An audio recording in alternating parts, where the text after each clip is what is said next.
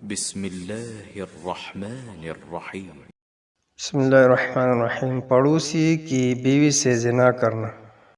یہ بات بھی کسی سے پوشیدہ نہیں کہ پڑوسی کے اپنے دوسرے پڑوسی پر بہت حقوق ہے۔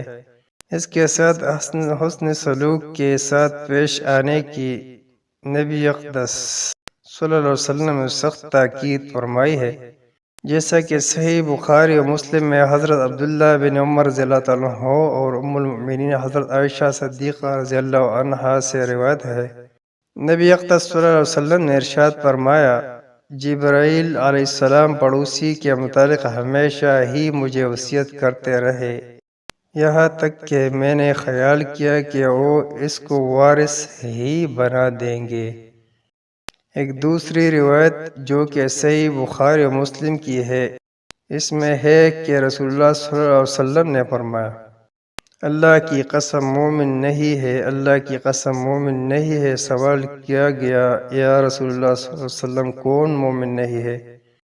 آپ صلی اللہ علیہ وسلم نے فرمایا، وہ شخص کہ اس کے پڑوسی اس کی شرارتوں سے محفوظ نہیں۔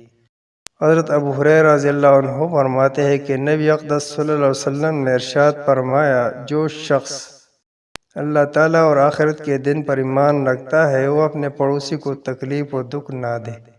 ان حدیث میں وارد حقوق و تاکید کی بنا پر ہی یہ بات سمجھنا بھی آسان ہے کہ اگر کوئی شخص ان حقوق کا خیال نہ کرے، الٹا اس کی بیوی پر بری نظر رکھے، تو وہ بہت ہی بدکار آدمی ہے، خصوصاً جب کہ وہ بغل میں رہنے والا ہو اور اس کا اس جگہ برائی کا ارتکاب دور کی عورت کی نسبت آسان ہے، اسی لیے اس کے جرم کو بھی سخت تر شمار کیا گیا ہے۔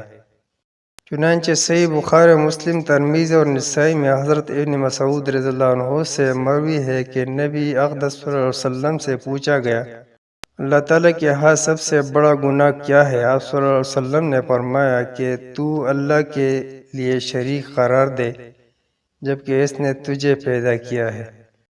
وہ کہتے ہیں کہ میں نے عرض کیا کہ یہ تو واقعی بہت بڑا گناہ ہے، اور اس کے بعد کون سا گناہ ہے؟ آپ صلی اللہ علیہ وسلم نے فرمایا، تو اپنے بچے کو اس خوف سے قتل کر دے کہ وہ تیرے ساتھ کھائے گا، تیرے رزق میں شریک ہو جائے گا۔ میں نے عرض کیا، اس کے بعد کون سا گناہ ہے؟ تو آپ صلی اللہ علیہ وسلم نے فرمایا، تو اپنے پڑوسی کی بیوی سے زنا کرے۔ اور پھر آپ صلی اللہ علیہ وسلم نے سورہ فرقان کی یہ 2 آیات تلاوت فرمائی۔ ترجمہ ہے، جو اللہ کے سوا کسی اور معبود کو نہیں پکارتے اور اللہ کی حرام کی ہوئی کسی جان کو ناحق ہلاک نہیں کرتے اور نہ زنا کے مرتکب ہوتے ہیں، یہ کام جو کرے وہ اپنے گناہ کا بدلہ پائے گا۔ قیامت کے روز اس کو مقرر عذاب دیا جائے گا اور اسی میں وہ ہمیشہ ذلت کے ساتھ پڑا رہے گا۔